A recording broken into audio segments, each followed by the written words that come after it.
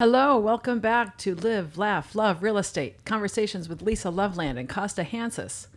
We have an exciting new guest on today. His name is Aman Ailani, and he is the founder of SAH.OL Cold Brew coffees. And we asked him to come take a part in this podcast because of his entrepreneurial spirit and his story. And we think you'll find it very interesting. So, Aman, we just want to kind of start out with saying thank you for joining us, and we're interested to have you on the show. Yeah, thank you. Thank you for having me. It's great to be here. Awesome. So let's start out with telling us a little bit about what your product is. Sure. And then let's talk about how you got started. Yeah. So I'm the founder of SAH.OL Cold Brew. We're sugar-free, dairy-free cold brew packaged in a fully recyclable aluminum can. Currently sold at about 40 stores across New England, and adding more stores every week. That's great. When did you start? So we signed the incorporation papers 2019, but our product didn't hit the retail market until October 2020. So October 2020 was our first store. Just kept going ever since. Excellent. So tell our viewers what made you get into this. For sure. So I came to Boston in 2016 for college. I'm born and raised in Dubai. But I didn't actually drink coffee until the fall semester of my freshman year. So one night I was up late studying in the library and I needed an energy boost to keep me going. By that point, our on-campus coffee shop was closed. So I go to the vending machine and to grab one of these like sugary frappe type coffees. Oh yeah. And it was just so milky, so sugary, so heavy. So I had a sugar crash. I couldn't stay up studying and I was pretty frustrated. So walking back down to my dorm that night, I thought, why can't I fix this? So looked around the market and there were a couple canned coffees at the time in 2016. But nothing that really I loved. They were either too bitter and dark roasted or they were too sugary and too sweet. Nothing in the middle. But I didn't really think about it at the time. I bought my own cold brew maker, like a little personal cold brew maker. That was going to be my next question. How did you figure out the recipe? Yeah, so I just bought my own cold brew maker and I went back home to Dubai. And basically for the next 4 years, I worked on it. I fell in love with cold brew, fell in love with coffee. All kinds of things, cold brews, iced coffees. Dubai is very hot, so iced drinks are very popular. Mm-hmm. But then fast forward to the spring of my senior year, and I was in an entrepreneurship class. And part of this class was you actually had to launch some kind of business. So my professor looked at me and goes, hey, I think you should try to do something with that cold brew that you make. And initially I thought, okay, I'll just, make it myself in my dorm room and, sell it out in mason jars and stuff like that. But he was like, no, you could probably think about going a little bigger than that. So I contacted a couple manufacturers. I toured a couple facilities, shopped around a bit, and then eventually found a manufacturer that I loved, a team that could really get behind my vision. Mm-hmm. We worked on it. I'll spare you the details, but long story short, we love the details. No need to spare it. Awesome.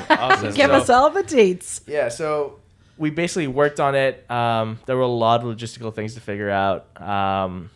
For me, having no experience in this consumer packaged goods space, complete newbie coming in, I was basically starting at ground zero, even lower than that. It took me about probably close to a year to really work out, all the logistic stuff, finding distribution, getting into stores, working on our actual wholesale strategy, which is a big part of it. And until we actually hit the first store. But I remember when we got into our first store, that was a big validation moment for me, because then it's proof that you aren't completely off your rocker on this, and right. Other people who you don't know like it and buy it and want to come back for it. So that was a big step for us. Yeah, that's great.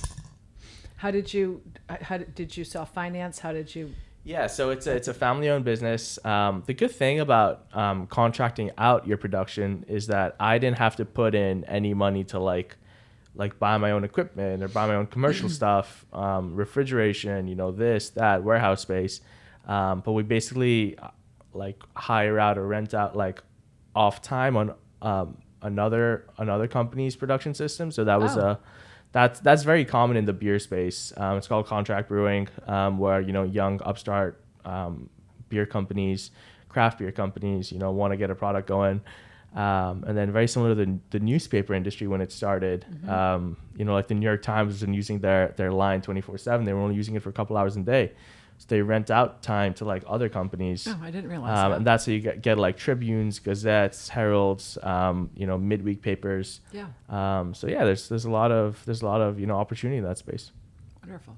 What is your, I'm always curious because I love social media, of course, do the podcast, all forms of social media. I'm all about the social media life and the social media marketing and having a presence there. Yeah. What have you noticed is like your main strategy in terms of getting the name out there? Yeah. I think it varies, if you look at various, packaged food and beverage businesses, even young startups, brands you see in Whole Foods and stuff. I think for us, the big thing to realize is that, look, we aren't a big company, so there's no point trying to act like it.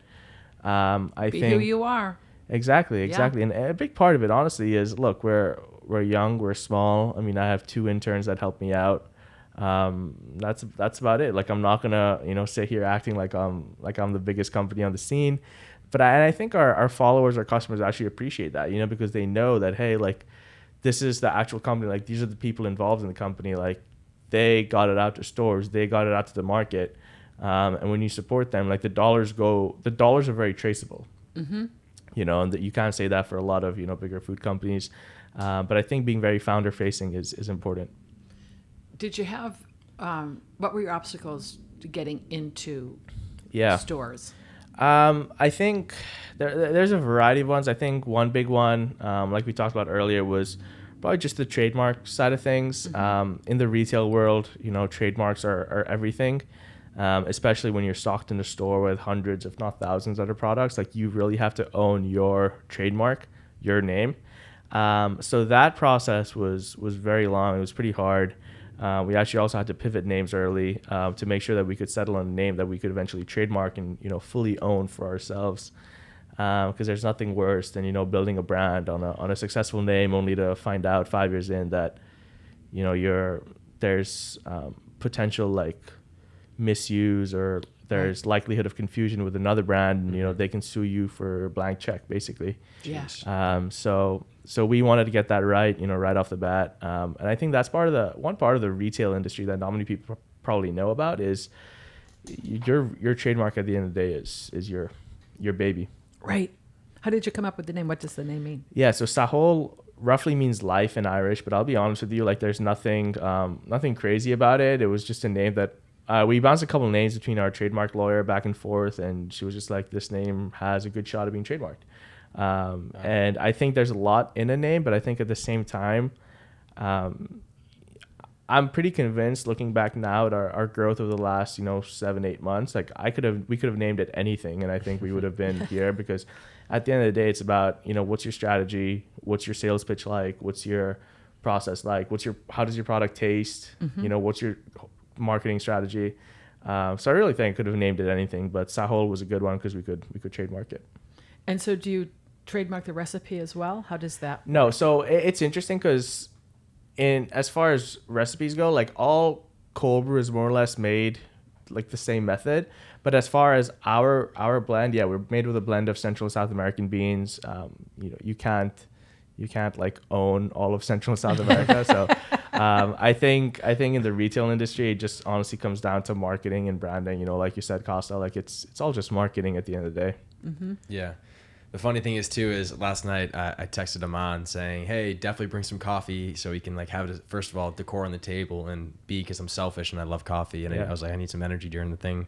I tried to have either one coffee in the morning, maybe a second one depending on the day, but I was really looking forward to the coffee, and then he texted me back saying, you might not like this, or you might actually like it because we're out of stock and we don't have any more coffee. And I was like, this is the second time this has happened. I've only had it twice. Luckily, you did give me like a case of it too. You had, where I used to work, you brought a case, and I was pretty much the only one that drank it. So I've had the pleasure of trying it. And the big thing too is, I will say, is like the bitterness. I'm a coffee fiend. I've tried every coffee, the cold brews, the cans, just because it's so much easier in the can. Like, I can do it at home, and it's just way easier. You can take it on the go. Don't have to think about it. But all of them are so bitter. Yeah. But the second I tried yours, I was like, all right, this better not be bitter. You said it wasn't. I was like, okay, let's see. Yeah. I tried it, and I was like, this is amazing. So if anybody's wondering how it tastes, it's awesome. Thank you. Yeah, that's a big part of it. I think, the reason coffees are bitter is because it's lower quality beans that are, a lot cheaper to buy. You roast them a little dark, and then you just splash it with sugar to mask the taste. you put it on a shelf. I think that it's possible to go the other way. And, you know, thankfully, a lot of other brands also think it's possible to go the other way. And you're seeing this really like cool, like revival and resurgence of like premium canned coffees rather than just, you know, just regular, like run of the mill bitter coffees. Gotcha. Where do you want to take this? That's a good question. I think it honestly depends. Obviously, like I have big plans and everything, but I think one thing I've seen personally in the retail world is that brands that, you know, come out swinging and they expand to every Costco, every Whole Foods across the nation. Like that's a very expensive undertaking. And, you know, the next thing they know is they're a couple $100,000 in the hole and, you know, they have no cash left. So I think for us, like over the next year, just continue to make good, smart business decisions. You know, nothing flashy, nothing super sexy, but just very good, like boring business decisions almost like just smart decisions, honestly, like bringing our costs down, like buying, you know, materials in bulk, adding the right kind of stores, training up interns, you know, replicating the process so they can go train other people. Just stuff like that. Would you ever want to open your own retail? I think that would be really cool. Yeah. I think a little coffee shop, you know, where our cold brew is the flagship, you know, cold brew, whatever, would be really cool. But obviously that's a crazy business in and of itself. Right. The hospitality industry is wild. But I think it'd be really fun for sure. Yeah. Neat.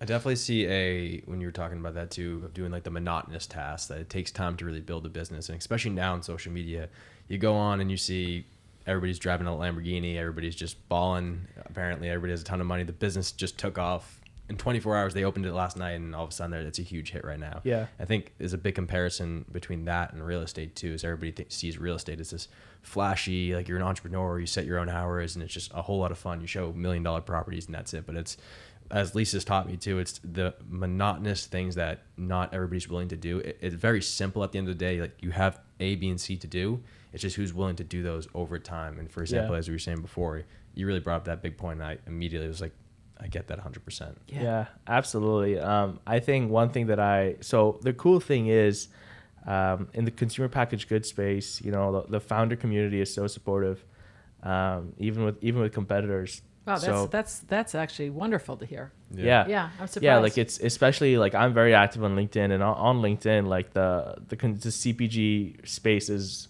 electric on there.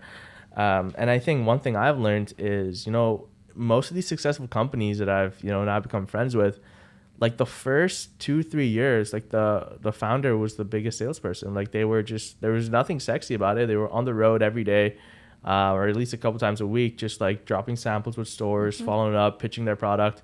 And that honestly continues for like a very long time. One company that I know, I mean, the founder worked multiple jobs for the first 7 years, and then in the 8th year, she sold it to a big conglomerate. Yeah. You know, and it's, no one ever sees that, but it's really just the daily action of the boring tasks that really builds a strong foundation. Definitely. We're huge into mindset on the podcast too. We talk about a different amount of mindset stuff. We all have different people we listen to. Is there something that's helped you in terms of mindset? How do you even handle a business being a young entrepreneur? Yeah, I think a big one that I had to learn is that it's all about like your worth and your identity, right? And I think a lot of, especially when you do your own thing, it's very easy to put your worth and your identity in what you do. You have a good week, you're feeling great. You have a bad week, you're feeling down. Yeah. We know that. Yeah. Oh yeah. But I think it's definitely taken some, I would say, coaching from very loving friends and family that told me, like, dude, like if you open one store or 0 stores, like we don't think any different of you. You know, like if you have a good week or a terrible week, like that doesn't change the fact that we're still here for you. That's right. And I think that a lot of people, when they start businesses or even just work in the workplace, like they think that, oh my God, like I've put myself up, I've set myself up for either success or failure, and there's no in between. But I don't think that's true. I think, you know, as just general people, like we go through the in between every day.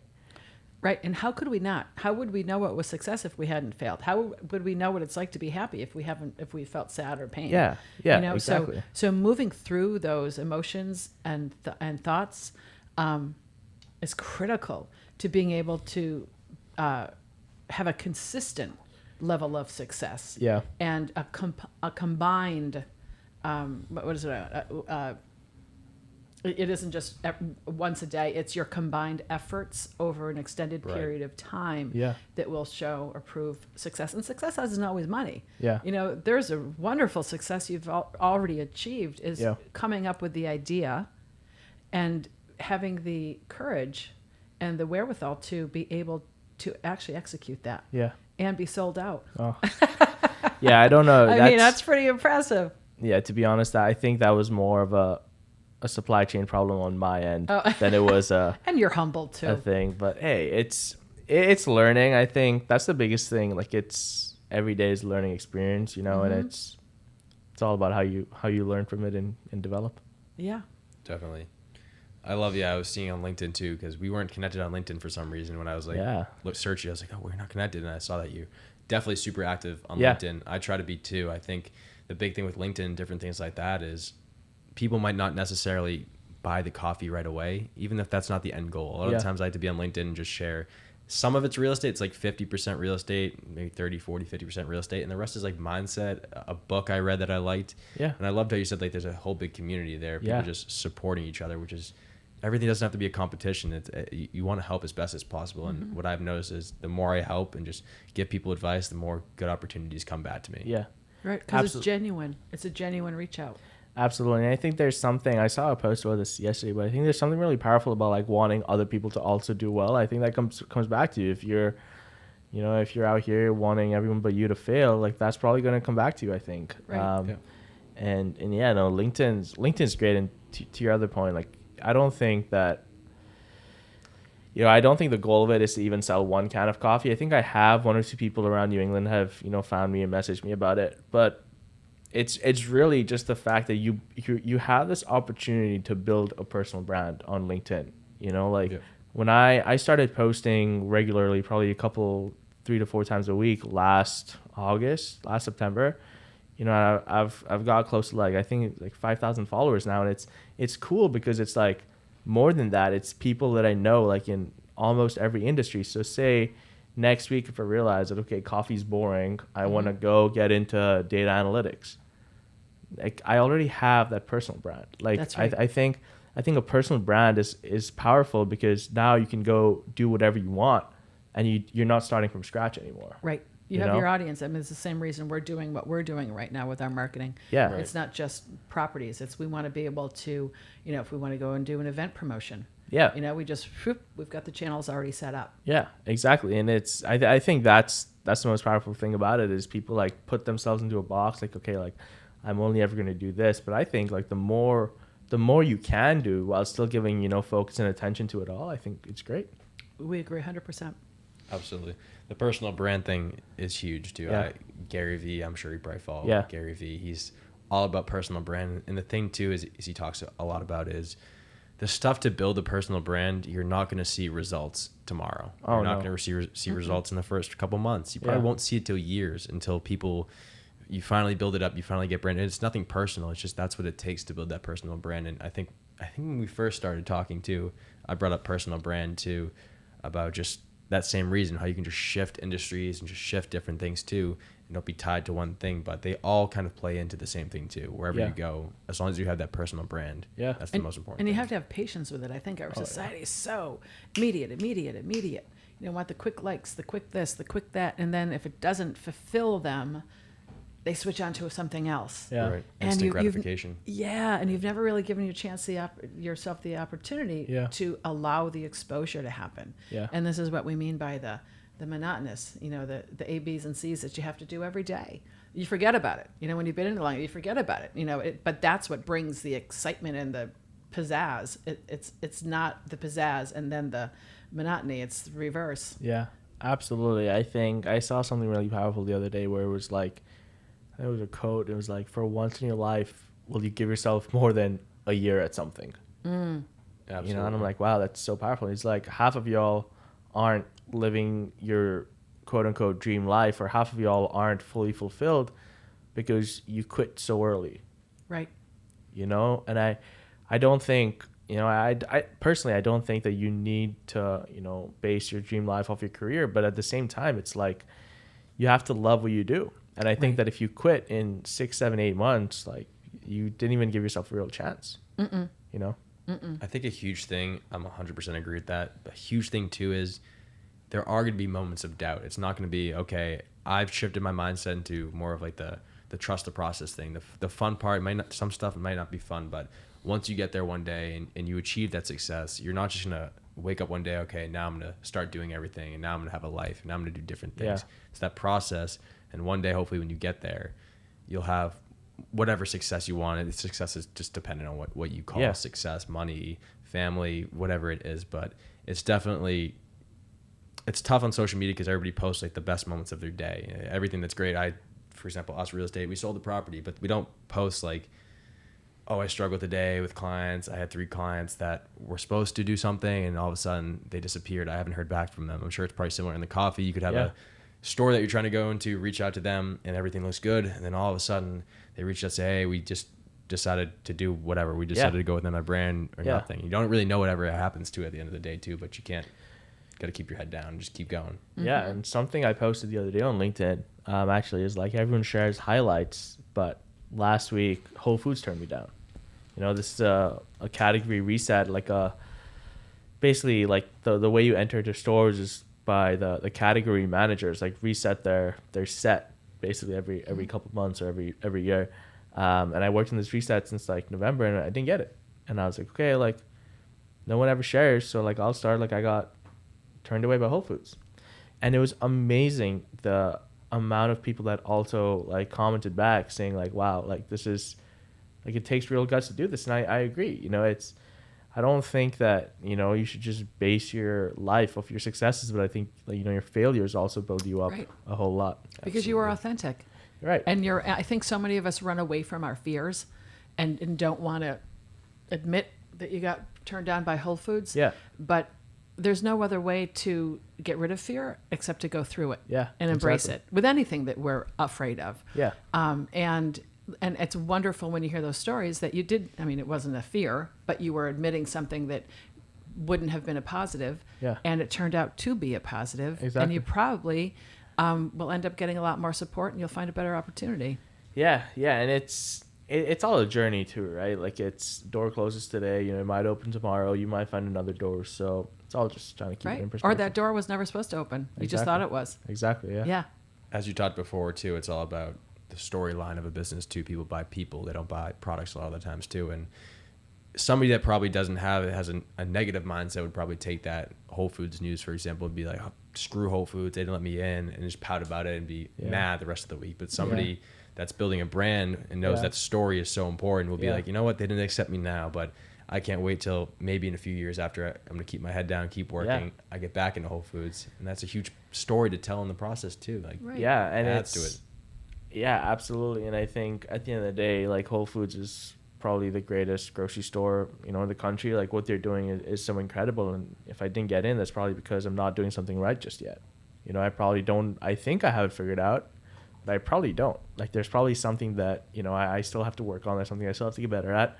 And I think it's really easy to turn that into a pity party rather than just go like, okay, like at the end of the day, one retailer, one, you know, listing isn't going to make or break your career. That's right. Absolutely. That's right. Isn't going to make or break your business. Like, okay, like even if we got it, you know, great, we're in stores. After a week or two, that buzz is going to die down. That hype is going to die down. There's always something to learn from positive situations and negative situations. And oftentimes when it's a negative or it's a rejection, we have to look deeper within ourselves. So we end up learning more from a rejection than we do from a success. Yeah, exactly. And it's exactly. Like you get a listing, you know, you close, great. In 2 weeks, it's old news. That's then you're left with yourself. You're the same. You're still the same person. You're still looking at the same pipeline. Reading my soul right now. I'm just like, yeah. You know, so I think it honestly comes down to like, if you like, one thing I had to get okay with and I had to really be on board with, if I never sell another can of coffee again, will I still be okay? Like, am I going to be happy? Am I going to be, this? If you never have another listing that's successful again, will you be okay? Will you be okay with it?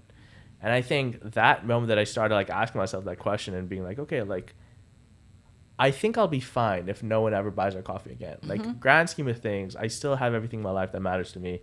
I still have a loving family. I still have a great education, this, that. And I think that just takes the pressure off yourself. Like, Well, you have a foundation. Exactly. You have a foundation that can't be broken. Exactly. And so that everything else that comes out of that is somewhat of an abundance, right? So we can live without the excess. Yeah. But we can't live without the foundation of Yeah.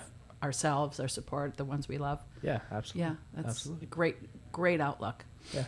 I think everything happens for a reason too. Just Yeah. like saying that Whole Foods thing too. Like for me, I was originally going to go into real estate as an agent, went into leasing at a certain property, switched over. All of a sudden I got moved to a different property. I knew it was coming, but the other person was coming back. They were on maternity leave. So I knew I was going to be leaving. I didn't know when though. And all of a sudden I get an email saying, hey, you're moving on Monday. It was like Thursday. I was like, oh God, like this is crazy. I thought I loved it here. I didn't want to move. I was comfortable doing well there and got moved to a different property for the company I was working for. But I was kind of upset the first day I went there because I was like, this is a different place. I don't really like the location as much in terms of other things too. I went from going from the Seaport, which is this brand new, big shiny place, to JP, which is still a great area too. Of course, not saying that, but it's still different in terms of that lifestyle. And I was having kind of a tough day, and then all of a sudden, Aman actually, Carl, if Carl hopefully watches this podcast, Carl, shout out to you. There was another roommate too. I forget, Travis. Yeah. I was trying to remember his name, but you guys came in. You guys were it's first day being there, and you guys were just my age, of course, and we formed a connection. And I was like, these guys are super cool. It's like good to see. I just think everything happens for a reason. Yeah. You guys came. You ended up living there, still live there, and it's and all of a sudden we're filming a podcast. Same thing with the leasing thing. If I didn't do leasing, I wouldn't have met you. So somebody told me the other day, and I love this. Sorry to interrupt. No. Coincidence. Absolutely. It's a fake word. Yeah. There's no coincidences in life. I don't right? think so either. No. Yeah.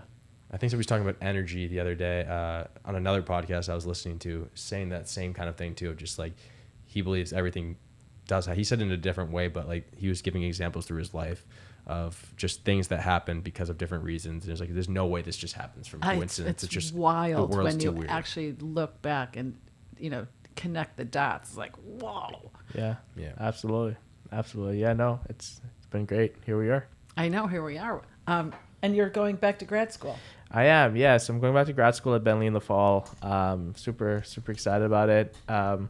I think one cool thing about business is like you work a lot, but at the same time, like I realize I have a lot of extra time, and most grad classes don't start until 5 p.m. anyways, and the grocery industry kind of shuts down after 2 p.m. to 3 p.m. So I have a lot of extra time in my days, so I'm excited to go learn more and just enjoy it. Wonderful. Well, we're excited to watch your success. I'm super excited to have some of the coffee. Thank you. Yeah. Thank you. Yeah. Need some more. Yeah. Y'all are gonna have to go find some. It's like a treasure hunt at this point. We got to get in more stores.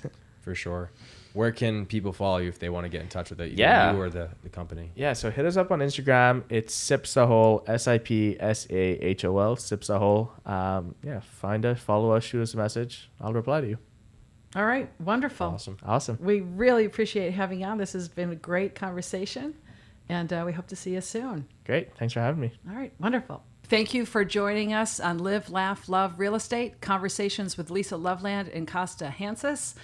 And next week, don't miss us. We are going to have mayoral candidate John Santiago on, speaking about what he would like to do if he is elected mayor for the city of Boston. We're going to focus a lot on the opioid crisis. We'll see you next week. Thanks, guys.